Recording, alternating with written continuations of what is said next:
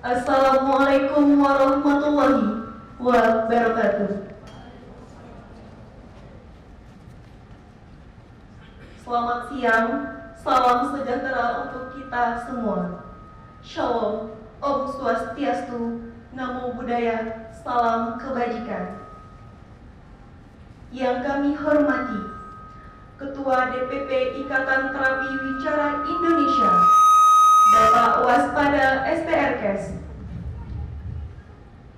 Yang kami hormati, Direktur Eksekutif Akses Sehat, Ibu Alwin Hovidoh ST. Yang kami hormati, Sekretaris Eksekutif Akses Sehat, Dr. Tika Puspa MKM.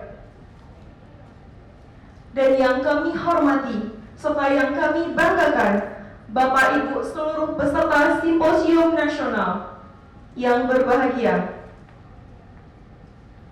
Puji dan syukur senantiasa kita ucapkan kepada Tuhan Yang Maha Esa, karena atas berkat dan rahmat-Nya kita dapat menghadiri kegiatan Simposium Nasional pada siang hari ini dengan tema membaca fenomena speech delay dengan pendekatan multi pihak.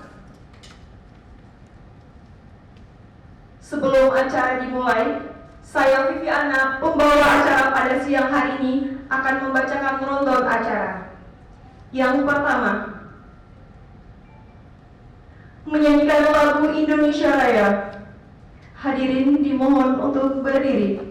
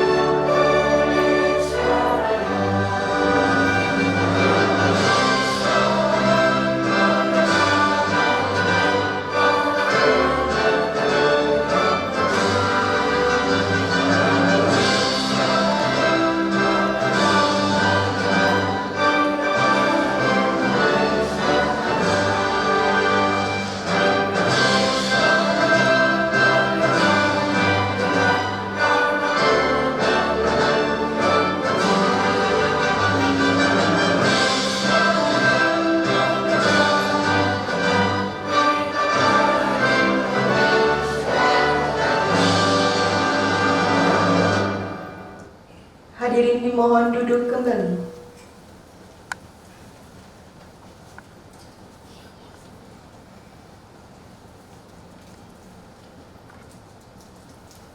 Acara yang kedua adalah sambutan. Sambutan yang pertama akan disampaikan oleh Ketua Pelaksana Simposium Nasional. Kepada Saudari Desti Silviana, dipersilakan.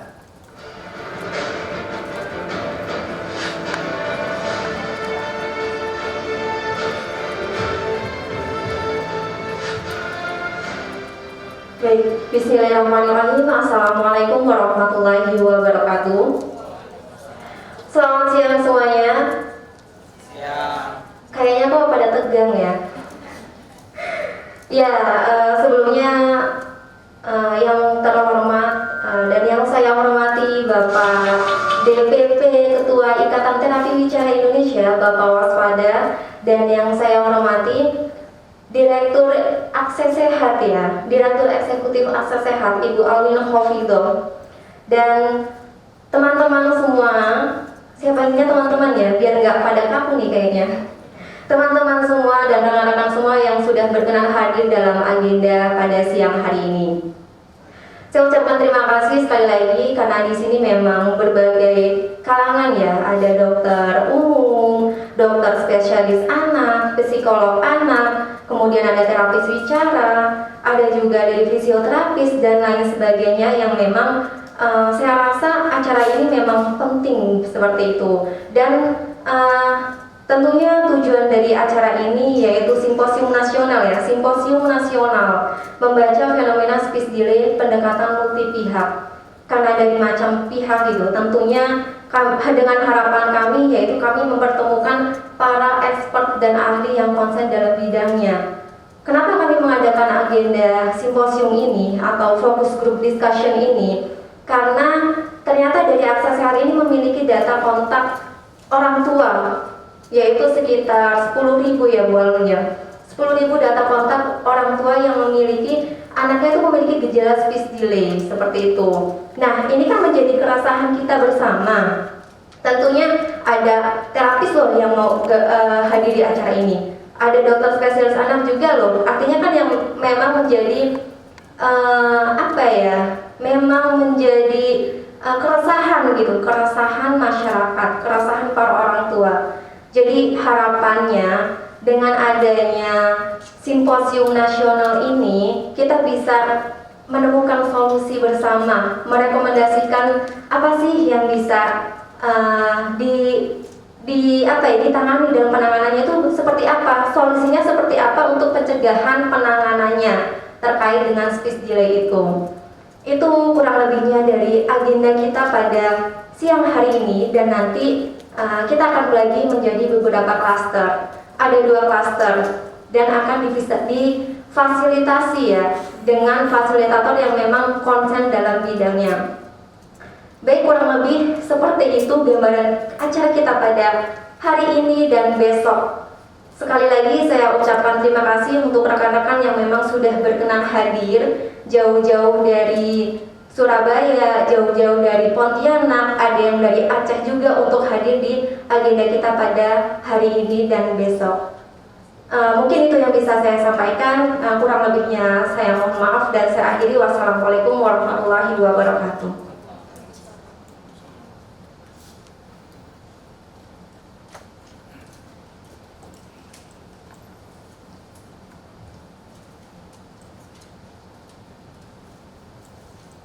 Terima kasih atas sambutannya. Sambutan yang kedua yang akan disampaikan oleh Ketua Umum DPP Ikatan Terapi Wicara Indonesia kepada Bapak Waspada, dipersilakan.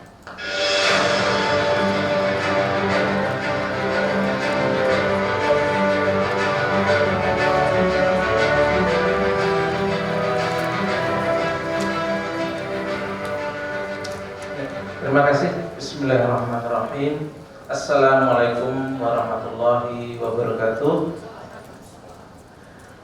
Yang saya hormati Ibu Alwin, selaku Direktur Eksekutif dari Aksa Sehat, dan Dr. Tika.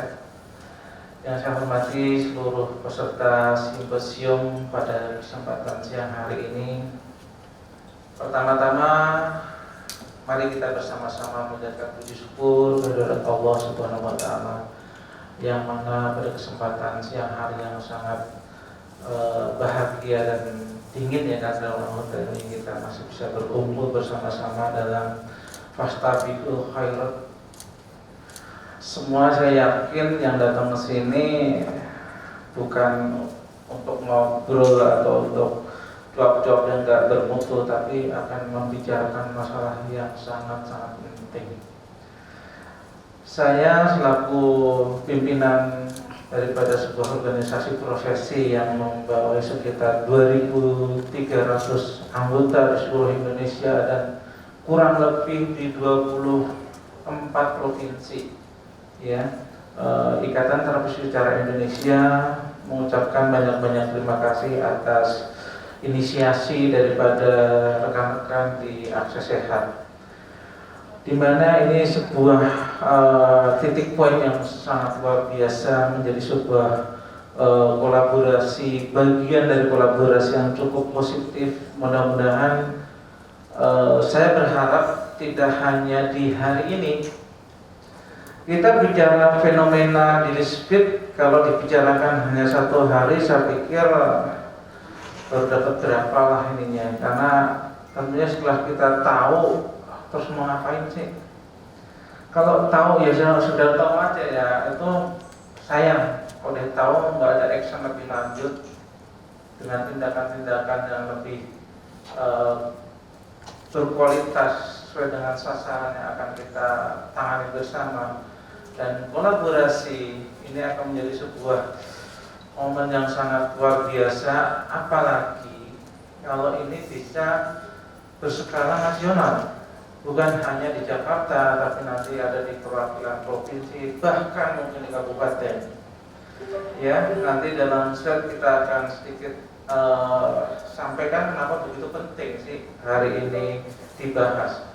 Kalau saya boleh berkata, lebih dahsyat dari COVID menurut saya masalah diri speed, lebih dahsyat dari diri. Kalau COVID ya sekarang udah melandai dan korbannya ya maaf ya bukan tidak banyak, tapi kalau yang diri speed ini Masya Allah, nanti kalau teman-teman tahu apa yang saya sampaikan, mungkin bagi yang pemerhati dan orang yang jatuh cinta ingin punya kontribusi terhadap diri speed, bagus kalau bisa tidur. Ya, ini yang mungkin akan menjadi sebuah diskusi yang sangat menarik, teman-teman. Dan saya sekali lagi saya mengucapkan terima kasih kepada Akses Sehat dan juga dari Generous yang menjadi supporting kegiatan ini. Tapi mohon dengan segala hormat, saya berharap ini ada rencana tidak lanjut. Apalagi saya lihat nih tenaga mudanya sangat luar biasa ya.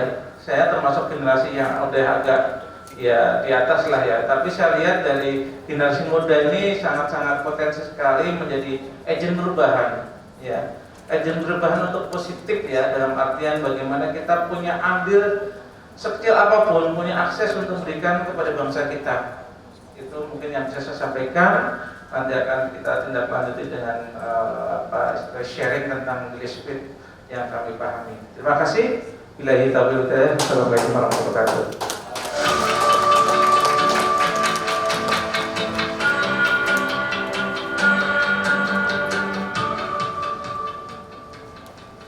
Terima kasih saya ucapkan kepada Bapak Waspada. Selanjutnya, sambutan beserta pembukaan akan disampaikan oleh Direktur Eksekutif Akses Sehat kepada Ibu Alwin Khofidoh. Dipersilakan.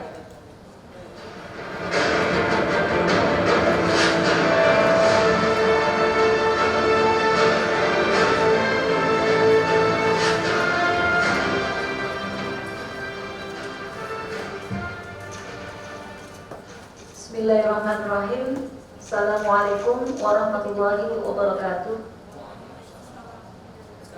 Yang saya hormati Bapak Waspada STR Ketua Ikatan Terapi Bicara Indonesia atau IKTWI yang sudah berkenan hadir bersama kita semua. Yang kami hormati Ibu Retno Syari Septiani SPPMSC Mbak Sari yang mungkin hari ini dan besok akan memandu kita semua untuk melaksanakan diskusi kita. Yang kami hormati dan ini teman ngobrol saya Dr. Tika yang bersedia hadir hari ini juga, dan juga pembina Akses Sehat yang mungkin hari ini hadir di luar ya, belum masuk ruangan ya, dan juga seluruh peserta simposium, dokter, terapis, psikolog, ahli gizi, Masya Allah, suatu kehormatan yang luar biasa bisa Akses Sehat bisa bersama dengan rekan-rekan sekalian di sini untuk membicarakan satu isu yang sangat penting gitu.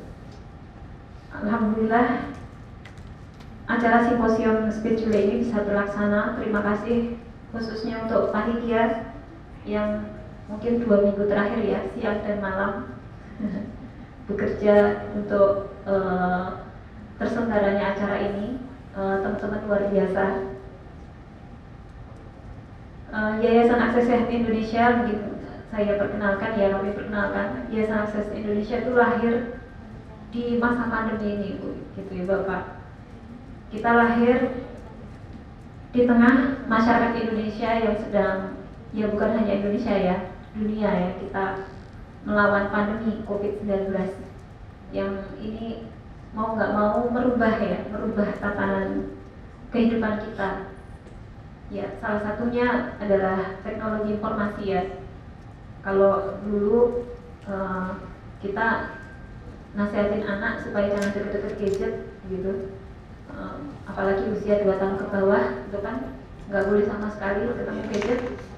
Nah, tiba-tiba kita sampai satu masa yang bahkan gadget itu menjadi alat pendidikan gitu. Kalau dulu jangan nonton TV, jangan main HP gitu. Sekarang ayo nak, ayo pegang HP, ayo belajar gitu kan. Itu satu ini ya, perubahan yang disadari atau tidak sadari, kita sukai atau tidak kita sukai, itu merubah tatanan hidup kita semua. Dan ternyata nggak bisa mundur ke belakang. Ketika pandeminya udah selesai, itu nggak bisa kayak dulu lagi gitu. Jadi kita sekarang ya baru gitu, kehidupan baru di mana memang kita harus menerima gitu kemajuan teknologi informasi itu. Yang ada konsekuensinya, salah satunya adalah munculnya mungkin masalah terkait dengan tumbuh kembang anak. Salah satunya adalah speech delay. Dan ini terbukti dengan perkembangan 2 tahun terakhir. Kalau mungkin iseng-iseng buka Facebook gitu, itu grup terapi bicara itu sekarang membernya sudah 28.000. Mungkin ada satu yang grup lagi itu yang baru berapa bulan membernya sudah berapa 10.000 ya. Gitu, Masya Allah gitu. Dan itu aktif gitu, saya mantau tiap hari ada aja gitu diskusinya. Itu bukti bahwa memang ada gitu dan banyak. Dan speech delay sendiri bergeser mungkin Pak, bukan hanya menjadi ranah medik gitu, bukan hanya ranah tumbuh kembang anak gitu, tapi juga bergeser menjadi masalah sosial gitu, dimana ya memang ada pengaruh teknologi, ada pengaruh lingkungan. Orang nggak bisa keluar, nggak bisa berinteraksi di tempat-tempat publik dan sebagainya. Jadi ada masalah sosial juga di sana. Karena itu Yayasan Akses Sehat Indonesia merasa perlu gitu ya, untuk ikut andil dalam isu ini.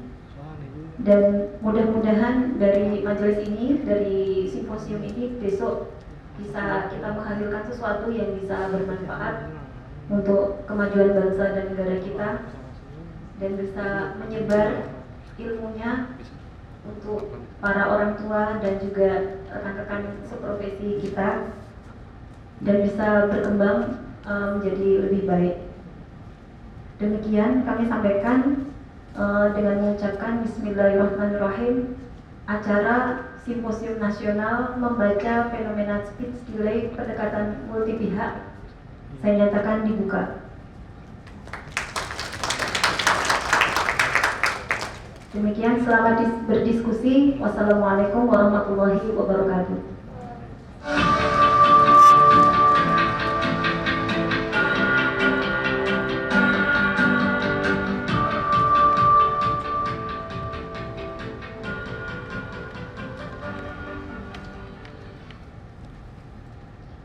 Terima kasih kami ucapkan kepada Ibu Alwin yang telah membuka acara simposium pada siang hari ini. Acara selanjutnya, pemutaran video Akses Sehat Indonesia.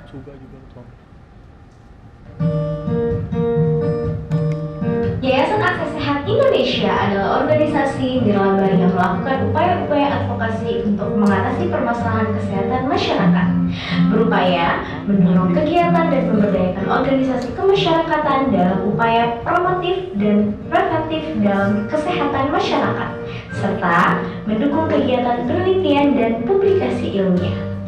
Yayasan ini didirikan atas dasar kepedulian dan komitmen untuk menggalang sumber daya, dana, dan pengalaman dalam menanggulangi permasalahan kesehatan masyarakat, khususnya TB, tuberkulosis, dan tumbuh kembang anak.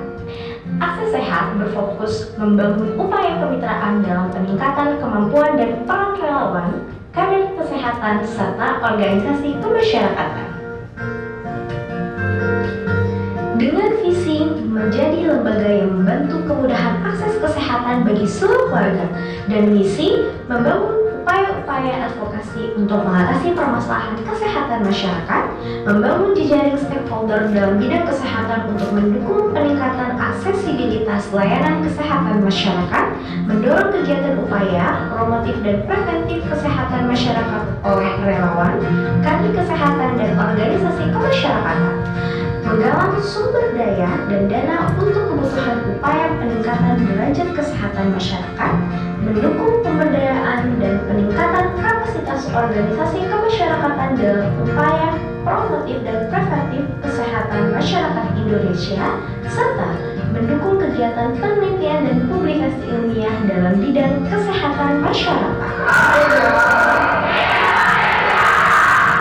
Lingkup aktivitas Yayasan Akses Sehat Indonesia mencakup advokasi. Akses Sehat Indonesia melakukan pendampingan warga untuk mendapatkan layanan kesehatan. Kami membentuk pos kesehatan komunitas yang dikelola kader sebagai pusat informasi dan pendampingan pasien. Edukasi. Kami melakukan penyuluhan kesehatan di komunitas baik daring maupun luring tentang masalah-masalah kesehatan masyarakat. Kami juga mengembangkan konten-konten audiovisual edukasi kesehatan masyarakat melalui media sosial. Riset. Kami mengembangkan riset dalam bidang kebijakan kesehatan untuk meningkatkan aksesibilitas masyarakat terhadap layanan kesehatan. Pengembangan kapasitas. Kami melakukan peningkatan kapasitas terhadap kader kesehatan dan stakeholder lainnya berupa pelatihan kesehatan, organisasi, advokasi, dan psikologi. Saat ini, Akses Sehat Indonesia memiliki 5 klaster program, yaitu tuberkulosis, kesehatan ibu, bayi baru lahir dan anak, tumbuh kembang anak, stunting dan nutrisi, serta kesehatan gigi. Struktur pengurus Yayasan Akses Sehat Indonesia terdiri dari tim ahli kesehatan, direktur eksekutif, sekretaris eksekutif, manajer keuangan, divisi program, divisi kemitraan, divisi diklat dan dikbang, serta divisi sumber daya relawan.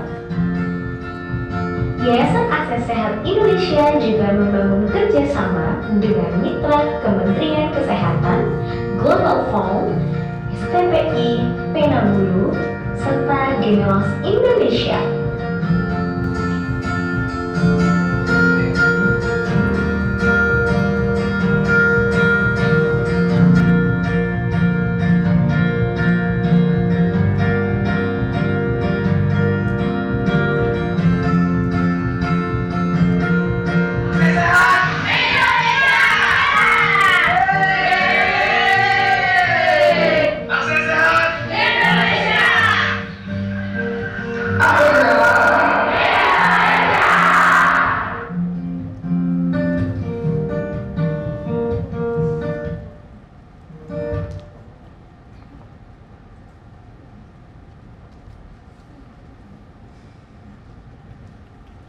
Nah, itulah video dari Akses Sehat Indonesia. Untuk acara selanjutnya, simposium ini akan dilanjutkan dengan sharing session dan diskusi terfokus. Nah, rangkaian kegiatan ini akan dipandu oleh Ibu Retno Syari Septiani. Sebelum itu, saya akan sedikit memberitahu tentang Ibu Sari. Ibu Sari ini biasa dipanggil dengan Mbak Sari. Beliau seorang tenaga akademis di Universitas Ahmad Dahlan, Yogyakarta. Beliau juga sedang menempuh pendidikan S3 doktoral di Universitas Gadjah Mada dengan jurusan ilmu pangan. Beliau juga pernah menempuh pendidikan di Universitas Adelaide, Australia, dan Universitas dan Politeknik di Singapura dengan jurusan Food Processing. Beliau juga pernah mendapatkan penghargaan Pangan Adikarya Nusantara pada tahun 2016, dan penghargaan ini langsung diserahkan oleh Bapak Jokowi di Istana Negara. Tepuk tangan dulu untuk Mbak Sari. Nah, untuk selanjutnya, forum ini akan dipandu oleh Mbak Sari. Saya Viviana Fada sebagai pembawa acara pamit undur diri. Kepada Mbak Sari dipersilakan. Terima kasih. Assalamualaikum warahmatullahi wabarakatuh.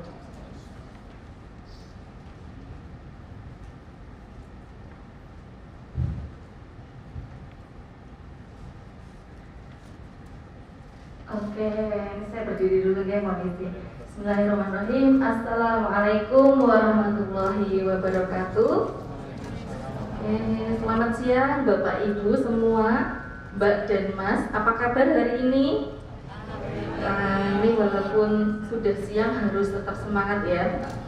Yang pertama, kami ya, saya pribadi maupun dari panitia mengapresiasi ya dengan sangat kehadiran Bapak Ibu semua di sini, semuanya expert ahli ya dalam Simposium Nasional Membaca Fenomena Speech Delay, pendekatan multi pihak.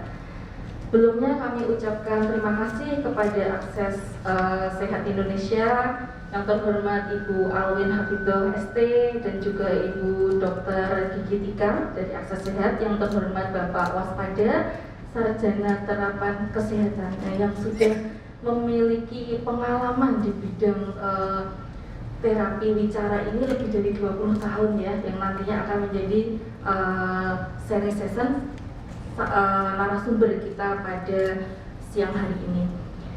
Yang terhormat Bapak Ibu dari bidang kedokteran ya, baik dokter anak, dokter umum maupun dokter gigi ada di sini semua. Yang terhormat Bapak Ibu dari terapi, kemudian dari psikologi, ada juga dari komunitas, serta orang tua ya, anak-anak ya yang memiliki pengalaman dengan speech delay. Pada kesempatan hari ini, 2 hari ini ya, hari Sabtu dan Ahad besok, kita akan berdiskusi bersama ya. Kenapa sih simposium ini kita adakan ya? Dan kenapa menjadi sesuatu yang penting? Nah, saat ini kita sudah sering mendengar masalah stunting ya kalau hubungan dengan anak.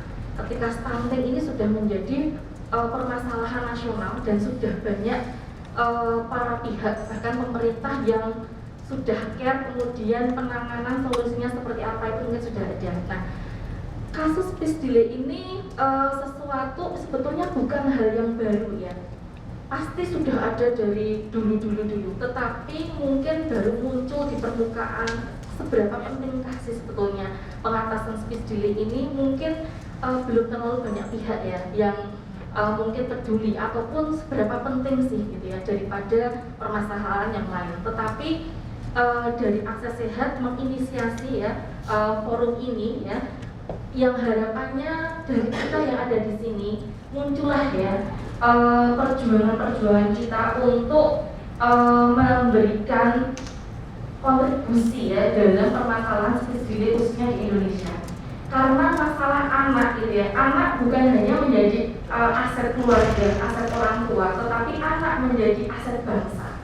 Nah, salah satu kendala atau hambatan di masa tumbuh dan kembang anak ini adalah speech delay. Nah, maka ini menjadi sesuatu yang harus kita perhatikan ya, mulai dini gitu, bahwa tidak hanya faktor yang kelihatan misalnya seperti stunting dan masalah yang lain, tapi speech delay yang mungkin bisa dibilang masih sesuatu yang abstrak gitu ya. Belum ada ibaratnya sesuatu definisi speech delay itu apa, kemudian disebabkan karena apa secara pastinya, bahkan penelitian tentang speech delay mungkin masih sangat terdata saat ini. Karena itu marilah kita bersama-sama 2 hari ini dari Bapak Ibu semua, dari multi pihak, kita bisa merumuskan ya sesuatu, kita sedikit berkontribusi untuk bangsa ini, khususnya untuk anak-anak sebagai aset bangsa, agar mereka lebih lebih sehat, hidupnya lebih berkualitas dengan mungkin ya dengan adanya sedikit hambatan mengenai skripsi. Harapannya dari forum ini kita bisa memberikan kontribusi dari sini untuk bangsa kita, untuk nasional, untuk akses bangsa Indonesia, yaitu anak-anak yang sehat dan bebas dari skripsi. Itu pengantar dari saya. Untuk selanjutnya kami mohon Bapak Waspada selaku DPP dari Ikatan Terapi Bicara Indonesia untuk bisa ke depan.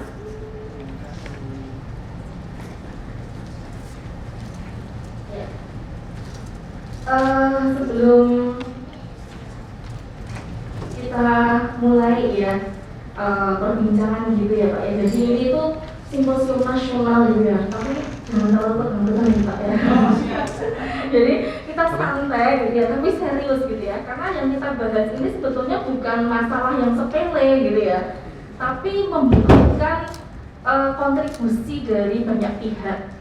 Dan alhamdulillah Bapak Ibu yang hadir di sini itu menjadi orang yang terpilih Pak, dan memilihkan diri. Luar biasa. Kita beri tepuk tangan untuk kita semua ya, yang telah bersedia meluangkan waktu ya 2 hari ini ya di sela-sela kesibukan Bapak Ibu semua, para ahli ya, dokter, psikolog, terapis yang tentunya itu sangat sibuk ya.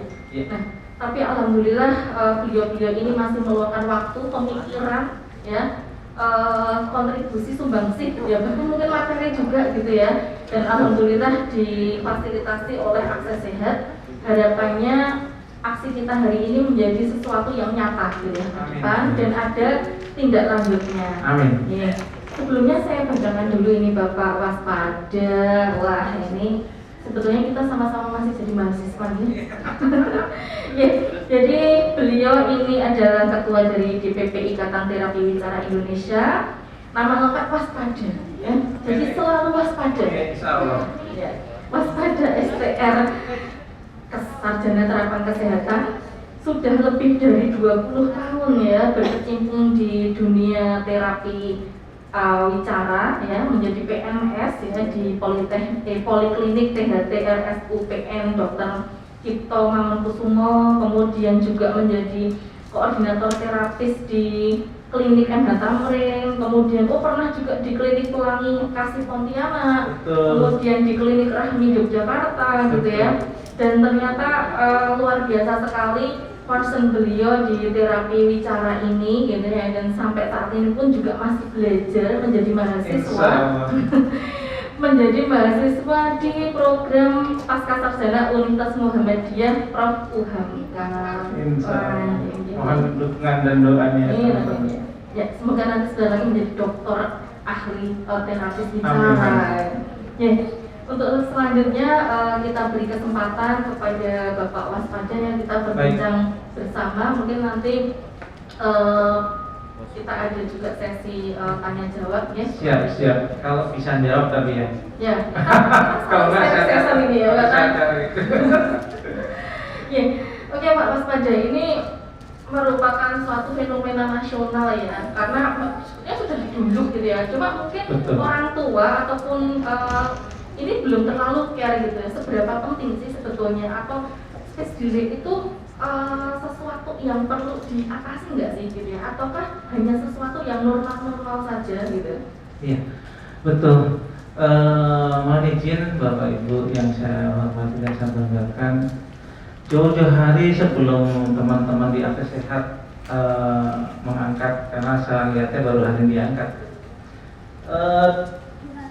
kurang lebih 2018 saya menghadap ke Komisi 3 DPD RI karena saya sudah merasa prihatin dengan kondisi banyaknya anak-anak telat bicara. Jadi bukan fenomena di masa pandemi 2018 kan kita belum pandemi ya Bu ya, itu kita sudah mengkhawatirkan Dan ternyata ditambah dengan musibah pandemi yang kita enak tidak enak, senang tidak senang, itu menimpa negara kita juga ya, tidak luput daripada pandemi.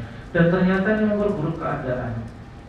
Dan kami dapat informasi dari rekan-rekan sejawat yang kebetulan punya akses ke ASA, Association Speed English Association di Amerika.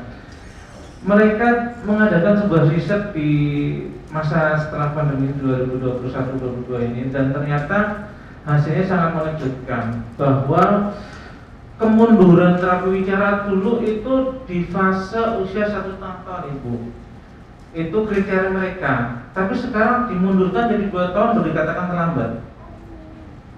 Dan konsekuensinya sekarang juga di penjaminan. Mungkin teman-teman kok yang pernah ke Amerika, ya kalau saya sih belum paham dengan bang. Mereka penjaminan itu sedemikian ketatnya, jadi otomatis ini pun jadi menjadi beban juga kepada orang tua, karena dia baru akan dijamin pada saat usia 2 tahun itu. Dan terjadi yang kita ngerikan itu adalah mundur 6 bulan. Yang tadi kita mengatakan 1,5 tahun itu sudah diindikasikan delay, tapi sekarang 2 tahun dikatakan delay. Ya seperti itu nih, yang juga akan menjadi sebuah catatan buat kita semua. Dan kemudian saya juga membuat ini ya, slide mungkin yang paling menarik ini ada beberapa termasuk dari Indonesia nih. Dr. Meliarna ini mengatakan juga, mungkin dia juga sama kali membaca dari referensi itu. 1 dari 5 anak akan mengalami keterlambatan menggunakan kata-kata atau lambat bicara, dan efeknya beberapa anak juga menunjukkan masalah perilaku karena mereka frustasi ketika ingin mengucapkan atau menyampaikan apa yang diinginkan. Ini luar biasa, 1 dari 5 anak, berarti sekitar 20%. Nah, kenapa tadi saya bilang, loh kayaknya lebih biasa dari COVID nih, saya bilang. Karena ini kayaknya kok besar banget, kalau dihitung jumlahnya se-Indonesia berapa juta ya anak. Ya, ini kita bicara delaynya ya. Dan sangat-sangat bahayanya sampai saya sampaikan ke DPR itu kenapa? Saya bilang ini adalah aset bangsa. Saya terinspirasi dari sebuah lembaga di Amerika mengatakan begini. Dia menggelontorkan dana yang cukup signifikan untuk anak yang gangguan konduksi. Jadi pendengarannya terganggu, tapi bukan di senternya, bukan di perifernya, tapi di pasca membran timpani ke dalam. Itu sering terjadi pada kasus-kasus yang sering flu, demam, dan orang tuanya menganggap remeh. Akhirnya dia berbulan, bertahun jadi blue air atau cairan yang mengental. Tapi bukan congek, karena dia ada di belakang gendang. Dan itu menghambat hantaran suara yang akan masuk ke auditory processingnya. Dan ternyata beberapa ahli mengatakan sekitar 10-20% suara dikorupsi. Jadi korupsi itu ternyata bukan di dunia nyata saja, di sini ada korupsi. Karena dia mereduksi bunyi 20%, 20 dB. 10-20 dB artinya suara yang kita lontarkan, bunyi yang kita bunyikan itu diserap sama dia cara itu sehingga nyampe ke otaknya tentu tidak clear. Terbayang dong oleh Bapak Ibu sekalian, dia sedang menyerap bunyi-bunyi, dan ini terjadi di fase anak-anak 3-5 tahun. Lagi masa-masa yang cukup emas, golden period ya, kalau nggak salah itu. Nah, terbayang dong, hanya masalah mekanisme konduksi saja mengurangi dampak dengar sekitar 10-20 dB dan berdampak kepada serapan bahasa. Ya, ini yang sangat-sangat prihatin. Dan Amerika mengatakan apa? Kenapa kami gelontorkan begitu dana besar? Karena anak-anak kita aset kami. Itu hanya bagian kecil loh. Menurut saya bukan nggak bahaya, tapi ya menurut saya sih agak remeh-remeh lah penyakit itu, karena begitu diterapi dengan benar, nanti itu bak eksasiusnya kebuka, clear, selesai. Cuman kan kok nggak diminum obat, nggak disemprot hidungnya dengan obat, itu kan nanti dia tetap terus menjadi cairan di situ. Nah, tapi seberapa persen para orang tua memahami hal ini? Bahkan dengan sepele ya, antar sembuh, antar main hujan, begitu lagi. Kadang jajan sembarangan, terus lagi muncul lagi, terus berbulan bertahun. Nah, ini yang menurut saya juga salah satu hal yang menurut saya perlu kita waspadai. Terutama nanti dari kita, akses sehat juga bisa mengedukasi.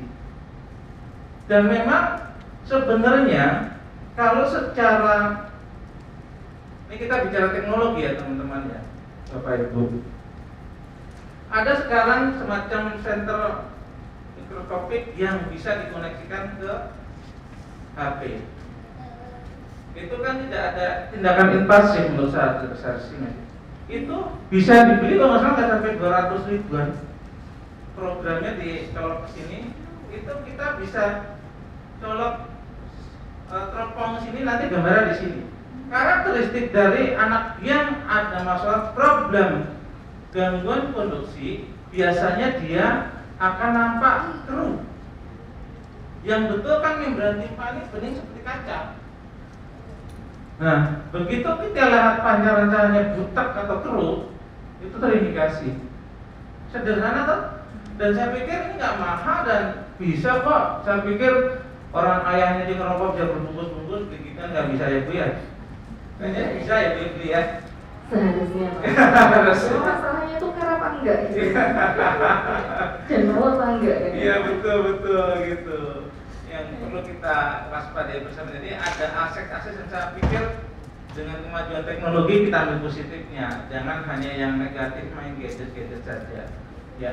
Terus selanjutnya, nah ini yang saya ingin sedikit tekankan juga kepada teman-teman mungkin yang terapis bicara sampai sudah paham. Kalau bicara itu adalah merupakan salah satu cara untuk mengekspresikan bahasa dengan melibatkan koordinasi yang tepat. Karena kalau nggak tepat, belepetan ngomongnya, ya. Koordinasi yang tepat, gerakan otot lidah, otot rahang, bibir, jalur vokal, jalur suara sebagai jalan untuk menghasilkan suara yang dapat dikenali. Jadi kalau gerakannya tidak dikenali, hasil koordinasi gerakan tadi itu belum kita sebagai anggap sebagai bicara. Itu masalah. Ya. Dan perlu saya garis bawahi di sini Bapak Ibu. Kadang kita semua suka melihat bicaranya, tapi jangan lupa sebelum bicara dia harus ada bahasa.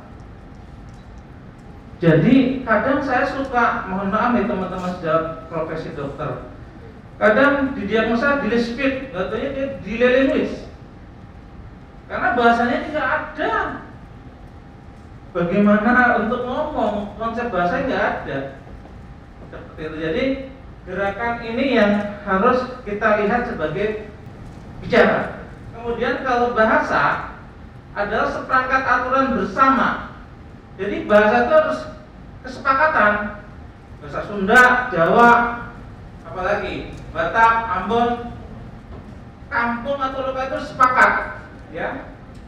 Dari seperangkat aturan yang memungkinkan orang untuk mengekspresikan ide-ide mereka dengan cara yang bermakna.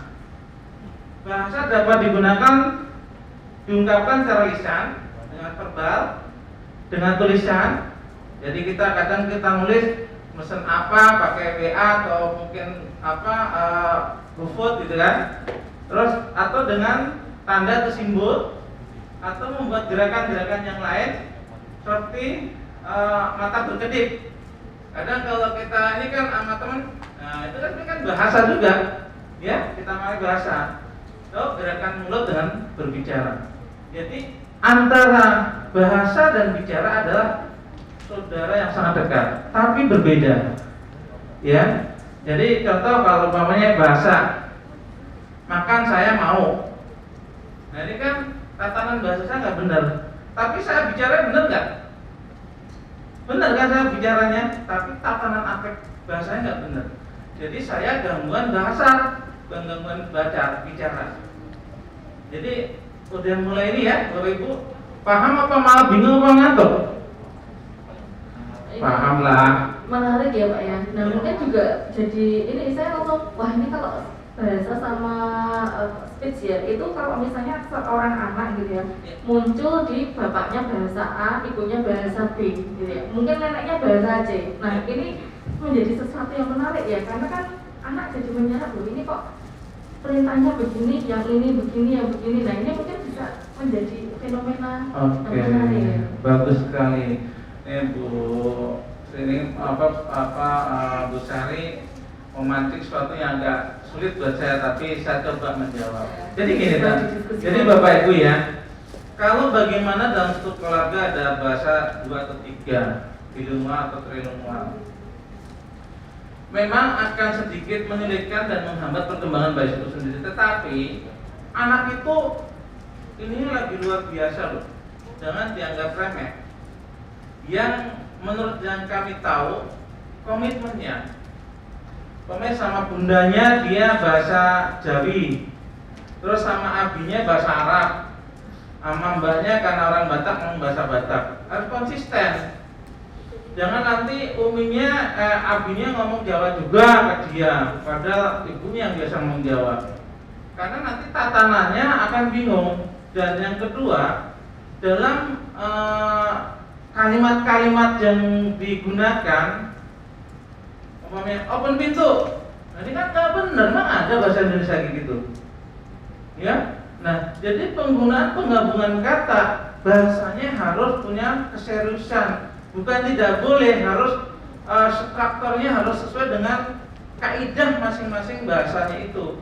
Mau bahasa Jawa, mau bahasa Sunda, bahasa Inggris, atau bahasa Arab, gunakan grammar yang mereka miliki. Jangan dibolak-balik, apalagi campur kayak gado-gado. Ini yang membingungkan. Tapi memang kalau beberapa yang saya baca, dia akan sedikit menghambat, Bu. Menghambat akan sedikit mundur karena dia harus kerja keras. Tapi kalau itu jebol, anak pintar, akan berbahasa banyak itu. Cuma perjuangannya luar biasa, komitmen dari keluarga. Seperti itu, Bu. Menarik ya ini ya. Wah, menarik sekali.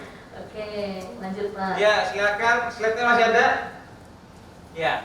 Jadi keterlambatan bicara yang mengindikasikan adalah masalah pada mulut, lidah, langit-langit mulut ya.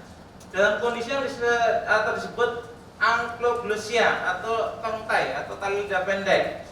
Lidah terhubung ke dasar mulut. Hal ini dapat membuat sulit untuk bersuara tertentu seperti D, L, R, T, Z. Jadi kalau hambatan di speed itu atau keterlambatan bicara, dia itu prosesingnya ada di organ artikulator Bapak Ibu, bukan ada di brainnya. Jadi kecenderungan ada di sini, karena kalau kita mengatakan bicara, itu adalah produk dari apa yang ada di korteks. Jadi agak sedikit, mungkin agak ini kok begini ya, mungkin ya nggak apa-apa, bingung dikit wajar, tapi nanti akan mulai kena pada titiknya. Karena saya sering banget, mohon maaf, saya tidak bilang ini salah, tapi kayaknya kurang banyak pengetahuannya. Jadi kalau bicara ada aspek produk vocalizationnya atau artikulatornya, kalau bahasa di dalam. Jadi kalau bicara kita mengaspekkan gerakan adanya masalah di organ-organ artikulator, umpamanya tali lidah pendek, atau mungkin bentuk rahangnya agak cakil ya, maaf ya, itu juga akan mempengaruhi kualitas produk bicara. Kemudian juga terkait dengan langit-langit, mungkin kalau teman-teman dokter atau mungkin praktisi yang labiosisis, palatosisis ya, itu akan mengalami kualitas bicara yang signifikan. Nah, itu produk bicara itu. Jadi mungkin hari ini akan menjadi tambah pencerahan bicara dan bahasa sesuatu yang bahasa dan bicara sesuatu yang berbeda. Ya, lanjut. Ya. Kita tahu bahwa ini adalah cabang saraf-saraf 12 yang sangat-sangat punya peranan penting dalam hidup kita dan terkait juga dengan produksi bahasa bicara.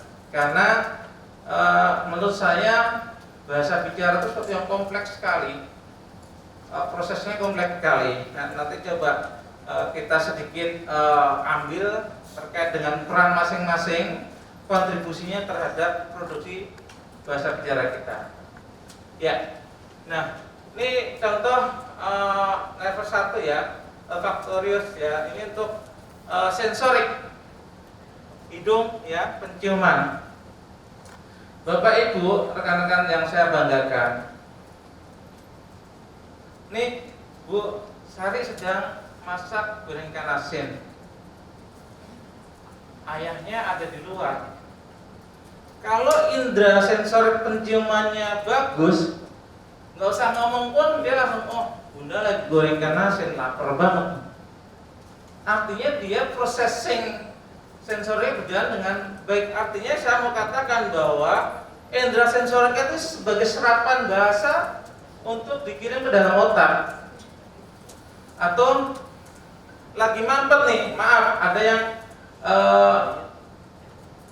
di sini mungkin kentut, kita akan senang-senang aja, padahal ada yang bau nggak enak, tapi karena sensoriknya nggak jalan, hidungnya nggak endus.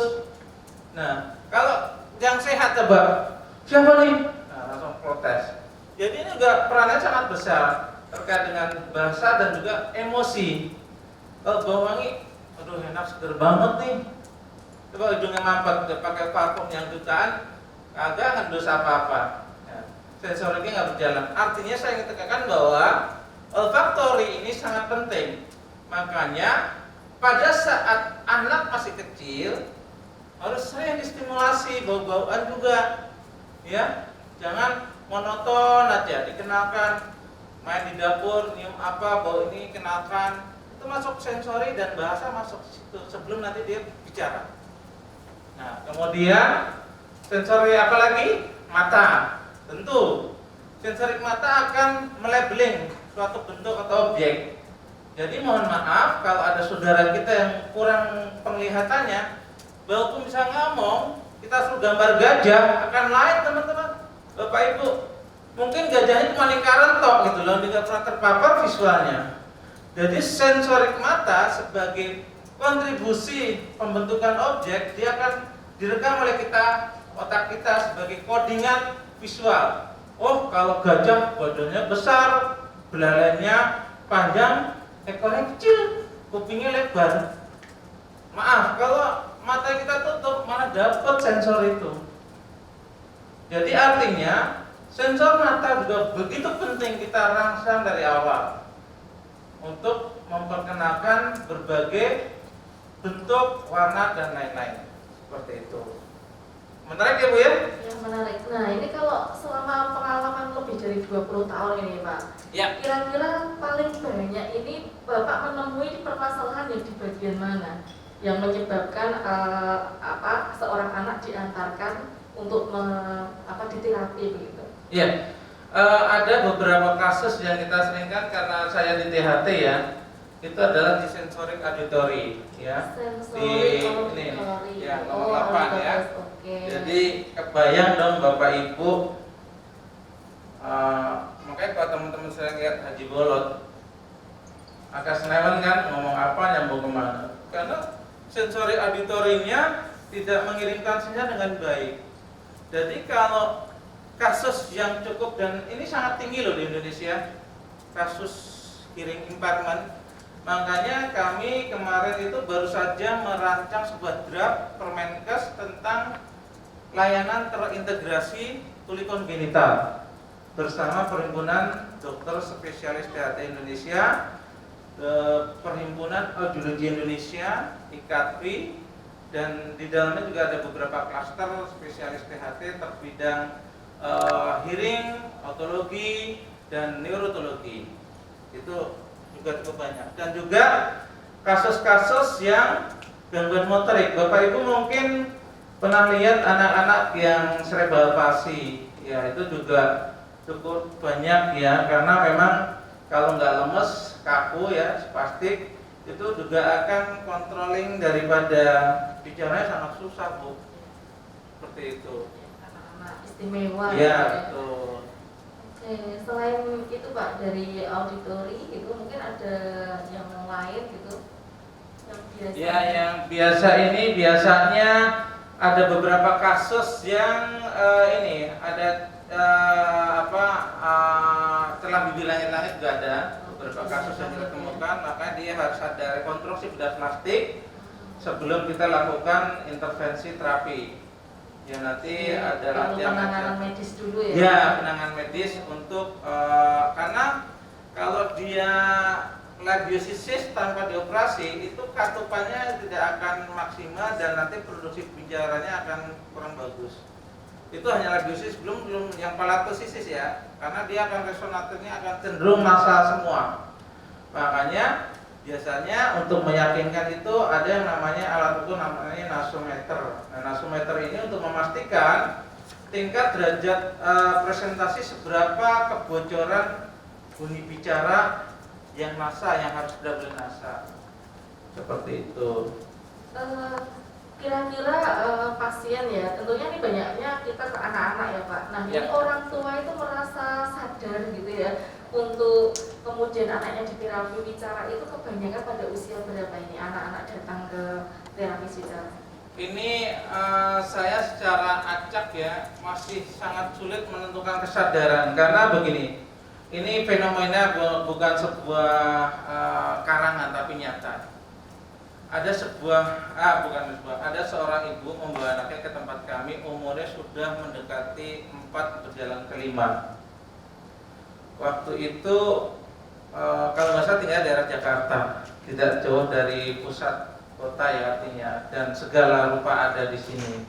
Saya tanya ibu, kenapa sih kok kemari itu sampai telat begini? Mohon maaf Pak, hari ini aja saya berantem dulu Pak sama mertua. Loh kenapa Bu? Jadi mertua saya itu aliran non medis ke mbah-mbah orang pintar. Nah terakhir cerita ke saya dia begini, saya berdasarkan ahli pintar tadi yang tanda kutip suruh mencari kelenengan sapi. Ini benar bukan fiksi. Direndam airnya di gelas, terus besok diminumkan ke anak saya. Nanti katanya itu akan membuat cepat bicara. Ini mantu masih sehat Bu, saya. Wah ini kan kotor kata dia, masa sih kayak gini. Akhirnya dia pagi-pagi bilang sama Bu, saya diizinkan atau tidak diizinkan sama ke RSCM. Ceritanya dari situ ketemu. Nah ini umur 4 tahun lebih. Tapi ada juga yang baru umurnya itu sudah masih kecil ya, 1,5 kurang itu, dia sudah sadar. Kok anak saya tuh jaga, kita ngomong nggak ada tanggapan, nggak ini jangan-jangan, akhirnya dia sadar juga berobat, mulai start berobat. Ada juga yang lebih dari 4 tahun. Jadi kalau diambil rata-rata yang majemuk Bu, ada yang, tapi tidak, saya bilang tidak mengindikasikan kalau orang daerah itu lebih telat. Jadi tidak menjadi jaminan, oh kalau aksesnya jauh dia lebih ini. Ada yang dari Ambon masih kecil dibawa pakai pesawat dengan biaya besar, dia pengen cek lengkap. Nah ada fenomena yang menarik rekan-rekan saudara semua. Waktu itu saya masih melakukan screening BERA, jadi untuk meriksa saraf pendengarannya. Ada seorang ibu yang saya pikir saya agak terkejut. Kok kesadarannya luar biasa, baru lahir seminggu dia ke RSCM. Saya bilang ini pasti ada sesuatu karena nggak ada rujukan. Dan waktu itu masih bayar tunai. Saya bilang Bu, kenapa ke RSCM ini? Mertua saya orang Amerika. Terus saya ditelepon, cari rumah sakit yang ada screening baby auditorinya, pastikan pendengaran cucu saya sehat. Nah ini kesadaran yang luar biasa orang tua atas instruksi mertuanya di luar, di RSCM baru 1 minggu. Dan Bapak Ibu mungkin kita akan menjadi agen perubahan. Sekarang sedang digalakkan screening pendengaran itu dengan yang paling simpel adalah menggunakan OAE. Itu 1 menit, 2 menit clear. OAE ini akan mengindikasikan outer cell-nya berfungsi baik atau tidak, kokleanya berfungsi baik atau tidak, dan tidak menyakitkan Bapak Ibu. Jadi nanti anak saya kejar-kejar, enggak, cuma ditempel, tapi yang penting harus agak rapat, alatnya jangan cek, nanti dia akan bilang pas atau refer. Kalau nanti refer, Bapak Ibu harus follow up berapa, biasanya 1 bulan dievaluasi lebih lanjut, sampai nanti 3 bulan itu dilakukan pemeriksaan brandnya, daerah auditorinya ada masalah tidak. Nah, ini yang akan digalakkan ke depan, dan bahkan sekarang sudah ada bidang nggak ada ya. IB itu ada sebagian ada yang ikut belajar penggunaan auto acoustic emission, dan itu sangat mudah. Ya tinggal mungkin untuk menghindari kesalahan training dulu sih, mungkin barang 1-2 hari seperti itu, Bu. Ya, jadi ini tadi kita menemukan fenomena lagi ya Pak ya, bahwa ternyata masyarakat kita di Indonesia itu masih butuh banyak edukasi. Betul. Terkait speech delay tadi ya, sehingga ibaratnya tadi sudah ada beberapa orang tua yang sadar, oh kok anak saya ada gejala seperti ini gitu ya, oh harus saya segera konsultasi ke dokter. Tapi ada juga tadi yang masih mohon maaf ya, ada mitos, ada mungkin pemikiran secara tradisional gitu ya. Mas, itu masih ada loh, Bu. Itu memang masih ada. Ya, itu memang benar-benar masih ada fenomena seperti itu di Indonesia, dan memang menjadi tugas kita ini sebetulnya. Harapannya dari forum ini ya, kita juga akan bisa mengedukasi masyarakat sebetulnya gejala-gejala speech delay itu bagaimana. Nah, karena mungkin orang tua tidak tahu Pak, gitu ya, tidak tahu, mungkin juga karena sibuk juga gitu ya, atau mungkin juga karena sekarang ini fenomena informasi, gadget dan seterusnya gitu. Betul. Nah, ini mungkin menjadi kayaknya saya kasih slide untuk gejala ini mungkin di ini please sedikit saya inikan saja sebagai pengantar bahwa kita bicara itu ada point of articulation dan ada manner of articulation. Artinya apa? Bahwa maaf, saya buka masker. Kalau saya bicara, saya libatkan manner, dia akan meletus bau jaran juga. Tapi kalau saya tidak libatkan manner, saya bicara nggak? Tapi manner saya nggak keluar. Saya bilang, ibu dari mana? Nah, artinya kita tidak boleh melepaskan 2 kaidah ini. Point of articulation adalah di mana titik bunyi itu akan diproduksi. Ibu, I naik ke atas, Bu, B-nya prostitusi. Bu. Itu point of articulation. Mannernya ada suara yang ngikuti. Imu. Nah, manner saya nggak benar. Masa imu dari bindeng? Nah, nggak boleh. Ini karena tidak kaidah mannernya nggak benar. Ya, jadi 2 aspek itu harus diperhatikan, dan saya kasih kunci yang sangat penting buat kita semua. Bicara itu ada 3 hal yang Bapak Ibu harus perhatikan, atau rekan-rekan profesi lain yang saya hormati. Itu adalah ketepatan, kekuatan, dan kecepatan. Jadi harus tepat, harus kuat, harus cepat, ada temponya. Jadi maksudnya apa? Kalau saya bilang Pak, itu harus tepat, bibir ketemu bibir depan. Pak, kadang Pak, nampak seperti iya, tapi salah. Pak sama Pak, betul kan?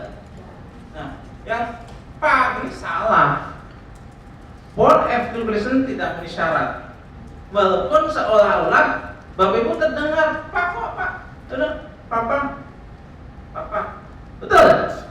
Nah, artinya ini juga kadang anak-anak itu suka digerak, itu suka nggak benar tuh Bu, gerak ngomong itu kadang disalah-salahin dan kadang menjadi salah beneran. Nah, terus kecepatan, ya, kecepatan adalah temponya. Kita ada namanya digokinetik. Jadi anak itu kita bisa ukur kekuatan bunyi, namanya Papa. Kita ada ukurannya Bapak Ibu. Terapi bicara akan tahu itu. Patakan. Ya, ada yang TW kan? Ya. Jadi kinetik itu wajib kita lakukan. Jadi kita bisa mengukur lebar bibirnya. Seolah-olah iya, tapi itu salah Bapak Ibu. ya. Dan di samping apa lagi nanti waktu ya, jadi kecepatannya dan tidak boleh juga kekuatannya harus betul-betul dekat. Karena Pak sama emak beda di kekuatan tekanan. Poinnya hampir mirip point articulation di bibirnya. Pak, ada yang plosif, ada tidak plosif. Betul? Nah, ini yang menurut saya jelimet memang agak sedikit, tapi ya kita bergandengan tangan bisa lah Bu. Memang harus melibatkan multi pihak tadi. Oh, ya, Pak. sangat ya. sangat. Untuk mengatasi. Ya, setuju. Ada slide-nya masih ada, Dek? Ya, terima kasih lah. Ini organ-organ yang mungkin Bapak Ibu nanti teman-teman sejawat atau mungkin praktisi pemerhati. Ya, ini adalah bibir atas bawah juga harus simetris. Mungkin kalau Bapak Ibu agak sedikit bukan tumbuh kembang ya, pasien paresis stroke, mencong, mama susah. Betul nggak? Pernah lihat kan pasien pasca stroke yang area motoriknya kena, gitu. Dan yang paling penting bahwa berdasarkan yang kami baca, semua huruf dari mulai A sampai Z itu mayoritas dia digerakkan oleh lidah. Jadi keterampilan lidah itu wajib. Jadi mohon maaf Bapak Ibu, kalau anaknya itu makannya lambat, lemat dikemut, jangan salah kalau dia akan indikasi delay. Keterampilannya nggak fase dia, karena waktu kita ngunyah, kita mau perbolus ke belakang, itu kan lidahnya senam. Kalau dikemut, apalagi kasih lembek-lembek terus, lep. Kata mamanya, enak anakku makanya cepet banget mama seneng deh. Iya, tapi kontribusinya dia jadi telat karena nggak terasa, gerakan rahangnya nggak kuat, senam lidahnya nggak ada. Nah ini ya ada yang seneng ada yang sedih, tergantung sih ya. Gitu. Nah terus juga tadi saya bilang bentuk rahang, kedudukan rahang harus simetris. Maka ada yang bentuk apa ya cakil ya kalau kita bilang, itu juga akan mengganggu kualitas produksi bicara. Dan juga di Palatomo ada salah satu kasus yang pernah saya temukan, ini belah uvula bibida, ya. Dia belah, kualitas bicaranya itu nasalnya kuat sekali. Memang bahasanya bindeng ya Pak? Bilang bindeng. Nah, uniknya Bapak Ibu, teman-teman sejawat nakas atau dokter, dia itu ternyata nggak sadar feedback auditorinya merekam dia tidak bindeng. Itu saya temukan kasusnya umur 22 tahun. Itu celahnya tuh dari kecil.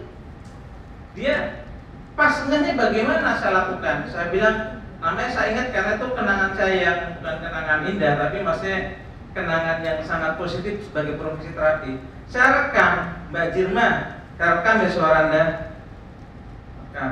Terus saya perdengarkan, ini suara kamu nih. Oh iya, bindeng ya. Baru dia sadar bahwa suara dia nasal. Jadi feedback auditori itu penting. Makanya kita harus mengajarkan kata-kata yang jelas dan benar. Kalau dia jadi coding di dalam otak sebuah kata yang tidak betul, dia akan terekam automatically. Gitu. Dan kalau nih mungkin juga menjadi fenomena nih Bu saat ini. Kadang orang tuanya uangnya banyak, kerjanya pagi sampai pagi lagi. Terus karena dia banyak uang, panggil baby sister. Maaf ya kalau ada baby sister, bukan Anda yang saya maksud. Dia nyuapin dengan gaya yang agak ekstrim kalau nggak ada orang tuanya, karena dia pengen segera masuk, paksa. Akhirnya anaknya trauma. Ada saya temukan itu, anaknya mingkem, takut, ada malah jadi nangis. Nah, ini juga pola seperti ini juga harus hati-hati. Jadi kalau Bapak Ibu punya duit, jangan terus menyerahkan kepada akses orang lain yang mungkin secara tanggung jawab moral tidak semuanya sekali lagi ya, mungkin tidak dipegang dengan baik amanah. Makanya saya nggak kaget kalau orang tua sekarang tuh banyak CCTV di rumah. kendalikan dari rumah. Anakku dicubit, apa disuapin, apa diapain, gitu. Wajar. Karena itu betul kejadian. Saya pernah nangani juga kasus yang seperti itu. Ya. Jadi organ-organ ini ya, gigi, lidah, bibir, pala tundurung, pala tomol, uvula, terus pipi, itu organ artikulator yang sangat penting dan menunjang kualitas bicara yang baik. Itu. Ada bel palsi, kebayang deh, Bapak Ibu, bel palsi udah pasti nggak beres. Karena tidak ada kesimetrisan gerakan. Jadi gerakan harus simetris. Ya. Oke, itu ya. Waktunya agak berjalan cepat soalnya ya. Oke, ya. Nah, ini saya mencoba mencari ini ya dari Sarah Fletcher ya.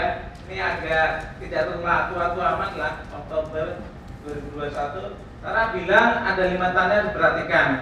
Yaitu kalau anak suka meniru suara, anak lebih suka gerak tubuh daripada vokal bersuara, anak tidak dapat mengikuti instruksi verbal yang sederhana, terus anak tidak bisa mengucapkan kata-kata dan dimengerti, kemudian anak tidak menggunakan setidaknya 25 kata pada usia 2 tahun, walaupun idealnya 2 tahun itu 50 kata, tapi dia bilang 25 is okay. Next. Ya.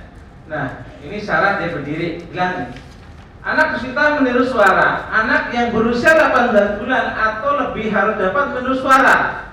Begitu mereka berusia 2 tahun, mereka harus bisa mengucapkan kata-kata lebih dari sekedar meniru suara, seperti mengatakan mama dan dada. Ya, tentu ini akan korelasi dengan keseharian dari anak-anak di rumah ya.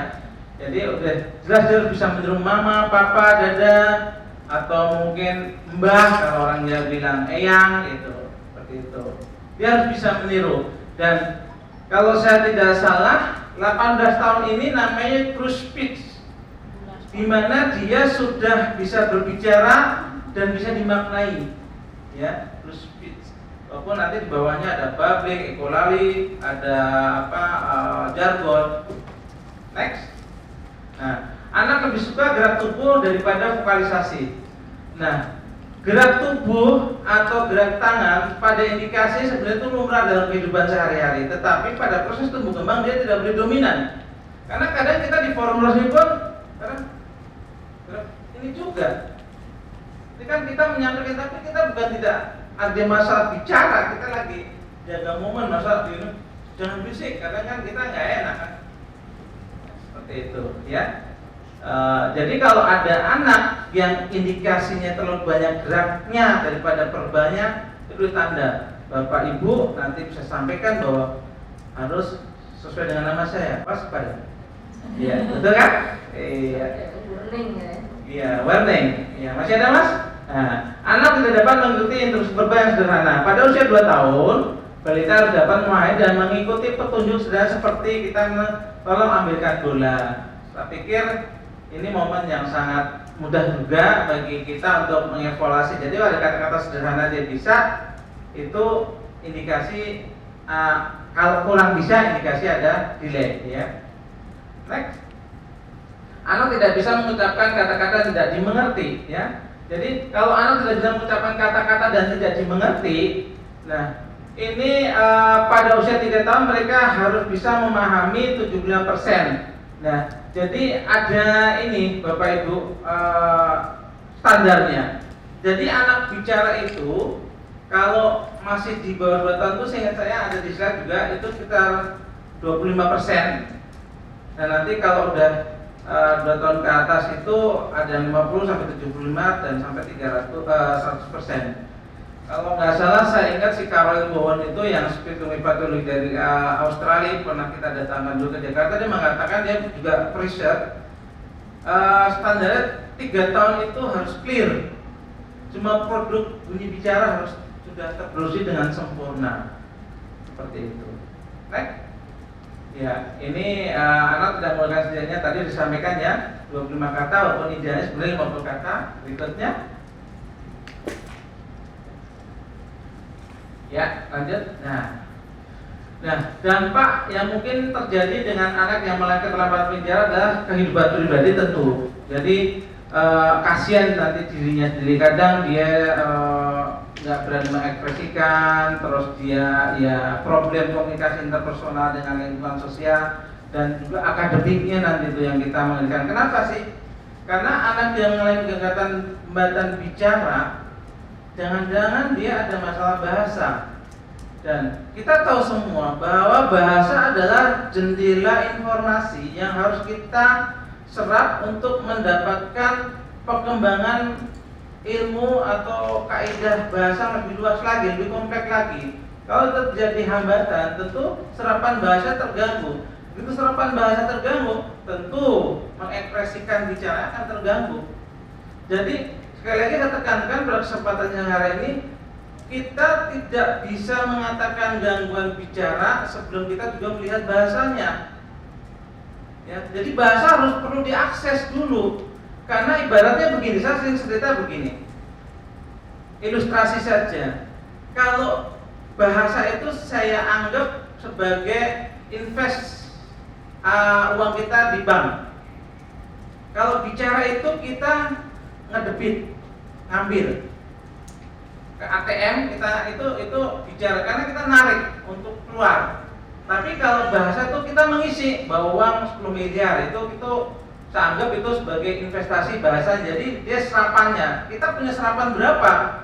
Kalau serapan kita 100 juta, kalau kita narik 200 juta, kan nggak mungkin. Artinya kita tidak, apalagi kosong. Saldo kita kosong, kita mau ke ATM, sampai itu ATM tutup, di lampu dimatiin, dia nggak bisa narik uang. Artinya bahwa kita tidak bisa mengatakan telat bahasa murni kalau kita tidak pernah mengakses bahasanya atau tidak. Jadi penting, kalau bahasanya berkembang, nah baru kita lihat bicaranya, strukturnya sampai mana dia, kata-katanya sampai bisa kalimat atau perintah sederhana atau apa seperti itu. Ya, masih ada? Nah ini fondasi untuk berbicara anak. Ada 5 juga ya. Perhatian dan keterampilan mendengar. Jadi yang awal ini yang menjadi niat PR kita semua. Kita mengedukasi, kita akan menjadi agent perubahan di masyarakat. Apalagi saya tadi begitu datang saya lihat ini. Saya begitu lihat Dokter Tika belakangnya MKM, kayaknya kesehatan juga ya, master kesehatan Bu. Ya, nanti saya nyusul Bu, mudah-mudahan. Ya. Di sini ada kalimat yang mengatakan promotif preventif. Ya. Promotif preventif itu Bapak Ibu, saya kemarin di pusat determinan kesehatan, di Kementerian Kesehatan saya protes. Kita ada 4 ranah, promotif, preventif, kuratif, rehabilitatif. Tetapi dalam promotif preventif kita tidak ada klaim BPJS. Padahal itu fondasi. Untuk melakukan screening kita ada di ranah promotif preventif. Saya bilang sama direkturnya, Pak, bisa nggak BPJS dipanggil promotif preventif diklaim layanan kesehatan? Karena kalau ibu mau promotif preventif ke lapangan tidak dihitung kinerja, sopo sing gelem PNS begitu. Harus diklaim, ada bobot klaimnya. Karena tanggung jawabnya lebih besar dan memang kemarin jadi agak sedikit ini ya, karena kosnya akan besar. Tetapi kalau ini berhasil, penyakit akan turun di kemudian hari karena peranan deteksi di awal. Jadi artinya promotif preventif itu number 1 sebelum kita melakukan tindakan kuratif maupun rehabilitatif. Kalau setuju nih ya, tapi menurut saya sih bagus. Artinya di sini yang dibutuhkan oleh negara kita adalah magister-magister kesehatan banyak, prompes yang banyak, agen-agen perubahan di akar rumput yang besar untuk menangkal terjadi disease-nya. Jangan kalau dia jadi penangkal kita, waduh kok banyak yang anak telat bicara, piye gitu. Ternyata di sananya lemah. Karena kalau kita melibatkan promotif preventif dengan menggunakan SDM akar rumput masyarakat, posyandu, kader-kader PKK, itu saya pikir murah meriah loh. Kita sifatnya evaluasi monitoring, mengkaji, membuat kebijakan. Saya rasa itu sangat enak dan mungkin pemerintah akan tertolong juga karena BPJS tidak akan terus besar terus, gitu loh. Mungkin seperti itu ya. Kemudian jadi saya katakan bahwa keterampilan. Jadi anak itu mungkin kalau Bapak Ibu pernah ingat, yang terutama yang sudah punya anak ya, Kadang kita taruh bayi, terus ayun-ayun atasnya ada kerincing-kerincing, ada warna itu. Ini yang main apa? Poin 1 kan? Perhatian dan mendengarkan kan? Betul kan? Dan itu bagus Bapak Ibu. Bukan malah kita sekarang pokoknya kamar ber-AC itu dipakai ngeliatnya teman lapor itu bocah. Ya maaf ya, tapi benar kan, gitu loh. Tapi kok orang-orang yang dulu orang kampung ya, karena saya juga dari pelosok nih, dekat Besari juga di kampung. Itu ada kritik-kritik, kita cleaning-cleaning atau apa aja pokoknya mainan-mainan itu. Nah ini sebenarnya sangat membantu merangsang perhatian dan juga pendengaran. Kemudian bermain dan keterampilan interaksi sosial. Bapak Ibu pernah perhatikan lahan akses sosial kita sangat minim. Terus sekarang bermainnya juga mau di mana? Ini kan juga problematika kita bersama. Akses untuk interaksi sosial mana nggak ada. Apalagi sekarang dengan adanya COVID, interaksi sosial dibatasi. Artinya kalau orang dia bilang pedot hubungannya terputus karena bahasa tidak bisa transfer karena tidak ada akses. Dan kata kunci Bapak Ibu, rekan-rekan sejawat medis sekalian, bahwa bahasa itu ditransfer oleh lingkungan. Coba salah satu dari temen nih punya anak nih, nanti eksperimen ya. Sehat, gemuk, ginu-ginu, pokoknya nyenengin lah, bohoi gitu. Taruh pagi antar ke hutan, ntar sore ambil. Taruh ke hutan, kan. Rasa ngomong nih, gak ada bicara. Nggak kan bakal ngomong kan, gak ada transfer bahasa. Gitu. Jadi itu harus yang mentransfer paling dekat adalah lingkungan. Jadi kalau Bapak Ibu bekerja, berangkat pagi anaknya masih bubuk, pulang anaknya udah bubuk. Jangan salah kalau anaknya telat bicara karena nggak ada akses. Yang penting kan anakku sehat banget, yang montok banget, aduh, ya tapi sebatas itu, dan kayak masnya agak montok juga nih. Ya, terus. Kemudian konteks memahami bahasa ya. Jadi tadi saya bilang bahwa untuk fondasi untuk anak berbicara harus diisi di poin 3-nya. Memahami bahasa, kenalkan tentang ini hidung, ini kuping, ini hidung, ini mata, terus objek-objek di rumah. Sehingga kita mentransfer bahasa. Yang paling dekat itu adalah objek-objek ada di lingkungan kita, entah kulkas, entah pintu dan segala macam yang ada di rumah.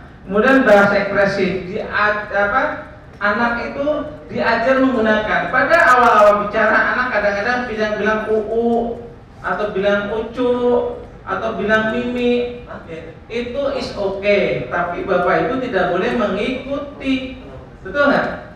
Masa nanti ada yang mau mimi, ada yang mau cucu, ya sami mau. Orang tuanya ikut-ikutan cek. Iya, penguatan jadi. Karena anak itu sudah menguatkan, berarti aku ngomong itu udah bagus ya. Mamaku aja nggak komplain gitu loh. Nah, artinya kita tidak boleh. Nah, saya pernah ada kasus yang sangat juga saya bilang sayangkan. Anaknya itu sudah mulai ngomong dan kata-kata yang terdengar oleh ibundanya, ibundanya itu pejabat tinggi loh di direktur salah satu rumah sakit besar. Dia bilang anak ini bilang rambut abu, bundanya tuh ngeledek. Adek, abuknya mana abuknya? Anaknya langsung cep. Jadi diledek itu bukan sesuatu yang menggembirakan. Jadi dia kan belum bisa ngomong rambut. Nah kita abuk ikut abuk-abuk. Kesannya meledek. Artinya di sini bahwa kita harus melakukan penguatan dengan bahasa verbal yang betul. Jadi jangan gunakan bahasa anak, tapi kita menggunakan bahasa yang normal seperti itu. Keterampilan mengucapkan dan kelancaran berbicara. Nah biasanya nanti kalau sudah ada memahami bahasa, mulai muncul ekspresi satu suku kata, dua suku kata, kata-kata, dia akan terampil mengucapkan seiring dengan penggunaan di lingkungan di mana anak itu berada. Makanya tadi saya bilang interaksi sosial sebagai pondasi yang tidak bisa disingkirkan. Jadi kalau lingkungan yang terbatas, akses yang terbatas untuk sosialisasi, artinya jangan salahkan kalau anak tidak berkembang bahasa bicaranya. Next. Ya. Nah ini ternyata sangat menarik sekali ya Pak ya, banyak yang harus digali. Iya betul. Ini waktu cukup terbatas. Ya oke. dikilatin aja deh. Coba terus ada beberapa. Oke, lanjut ya. Oke. Ini ada beberapa trik aja ya. Mungkin saya ambil contoh yang lagi next. Ya. Yang saya ambil contoh tentang perhatian sebentar yang di rumah ya. Coba next ya. Ya, nih salah satunya nih di masa pandemi itu kan kita physical distancingnya kuat ya. Nah, saya berharap sebenarnya ini bisa dilakukan di rumah ya. Jadi pertama di sini ya kita bermain kreatif. Biasanya orang tua itu harus memfasilitasi, membuat objek umpamanya istana-istana dari kardus dan kita itu terlibat. Kan kalau kita sama anak masih boleh di rumah. Kalau di luar memang agak dibatasi. Terus kemudian kita bermain dengan objek, mencari objek, atau mungkin rapi-rapi kita ajak anak-anak, kita lapis aja yuk, oh kita naruh ini sini yuk, kita ini susun di sini yuk. Jadi, jangan, kamu diem, jangan gerak-gerak, Mbak mau bebenah. Nah, itu standarnya kan begitu. Nah ini juga sangat tidak pas menurut saya. Edukasinya nggak berjalan. Ya, oke, lanjut. Ya, ini juga ada tuh mencuci baju, kita kenakan, adik kita pilih baju adik yang mana nih, celana adik yang mana, baju ayah, baju ayah besar, ini punya siapa nih, punya mama, baju mama besar, gitu. Masnya lihat satu, kayaknya masnya merasa besar ya, ya seperti itu, ya. Jadi ada kalimat-kalimat, baju ini warna biru, ini warna merah, ini rok, ini celana, itu kan bahasa masuk loh di situ di rumah itu. Ini nggak perlu lokasi yang luas dan wah. Libatkan dia saja, terus bikin cemilan nih. Ibu-ibu kan biasanya bikin donat tuh atau bikin bakwan. Memang belajar tuh kadang agak kotor ya, mode-mode adonan. Dek, tuangin terigunya dek, terigunya warna putih, ini halus ya. Bahasanya masuk kan? Nah di sini kan momen bahasa tertransfer. Tapi adek, mama mau bikin donat, kamu di kamar diam. Nanti kok udah selesai mama panggil. Mamanya aman, nggak berantakan. Tapi anaknya nggak ada pembelajaran transfer bahasa, betul kan? Ya. Salah satunya, nah ini yang virtual tip ini juga sangat menarik ya. Kalau bapak ibu lihat di YouTube ya, kayak video education gitu ya, itu sangat bagus dengan salah pilih. Memang momen-momennya kita ambil yang pas, tentang binatang atau planet atau apa gitu. Banyak juga yang bisa dilihat di YouTube. Mungkin itu ya, udah habis ya? Waktunya ya. Oke? Ya, terima kasih. Ya, tentunya tidak ada gading kata retak. Saya selaku pen-sharing ya, bukan narasumber. Pen-sharing tentu masih banyak kekurangannya dan saya sangat berterima kasih yang bisa memberikan masukan-masukan pada kami, khususnya pribadi maupun profesi. Dan tujuan daripada kita semua adalah meningkatkan kolaborasi demi kita memberikan akses yang sebaik mungkin kepada masyarakat, khususnya anak-anak yang lambat bicara yang ternyata cukup fenomena ya, fenomena karena besar sekali dan banyak ya, di mana-mana banyak. Mudah-mudahan kita bisa bergandengan tangan, terutama dengan akses sehat. Tadi saya terbayang, begitu ngeklik akses sehat itu apa aja ada gitu. Tapi saya nggak tahu karena belum pernah ngeklik juga. Nah, namanya juga akses, berarti kan jalan menuju sehat. Artinya semua orang punya masalah. Klik itu selesai permasalahan, bukan sampai situ ngeklik bingung. Ya. Mudah-mudahan ke depan akses sehat terus ditingkatkan dan bisa diakses oleh seluruh masyarakat Indonesia. Terima kasih. Bila terima, wassalamualaikum warahmatullahi wabarakatuh. Waalaikumsalam warahmatullahi wabarakatuh. Kita kasih applause buat Bapak Waspada. Ya. Agar semuanya juga waspada. Ya. Sangat menarik sekali ya pemaparan dari Bapak Waspada yang telah lebih dari 20 tahun berkecimpung di dunia terapi wicara ini ya, mulai dari bagaimana tadi mengenal ciri-ciri speech delay ya, kemudian penyebabnya, kita harus menstimulasi apa. Ini sebetulnya masih banyak hal yang harus kita gali secara bersama-sama dari multi pihak ya, multi keilmuan gitu ya, karena ternyata tidak hanya dari medis gitu ya, tidak hanya dari psikis juga gitu, ada nutrisi, ada juga faktor lingkungan, bahkan bahasa. Kebingungan anak mungkin di keluarga yang multi bahasa itu juga juga bisa menyebabkan speech delay gitu ya. Kemudian mungkin juga ada saya sedikit ada pengalaman ini Pak, ada teman yang awalnya anak ini udah usia 1 tahun ke atas ya, dia sudah bisa menyebutkan 1-2 kata-kata. Kemudian ternyata adiknya lahir. Nah itu kemudian jadi diam, hilang kata-katanya. Nah ini mungkin juga fenomena yang menarik juga gitu. Jadi kehilangan kata-kata yang dulu pernah terucap. Nah ini ada banyak faktornya. Oke, tentunya akan kita teruskan nanti di klaster ya Bapak Ibu.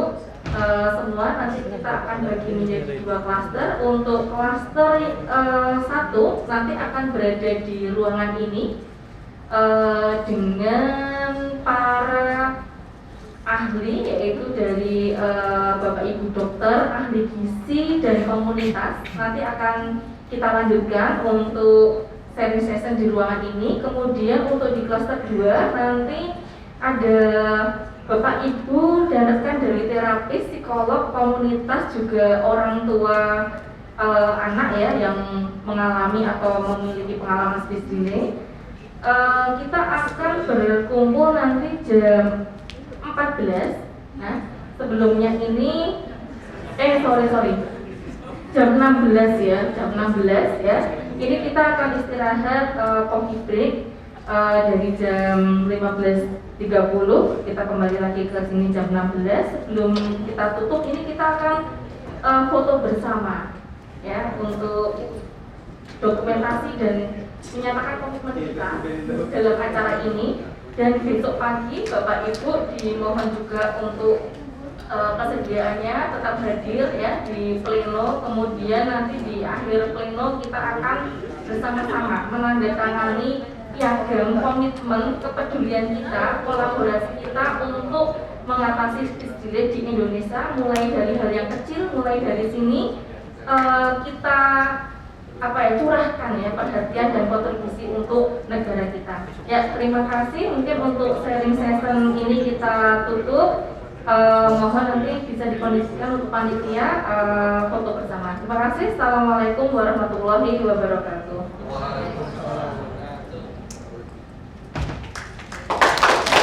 Semuanya.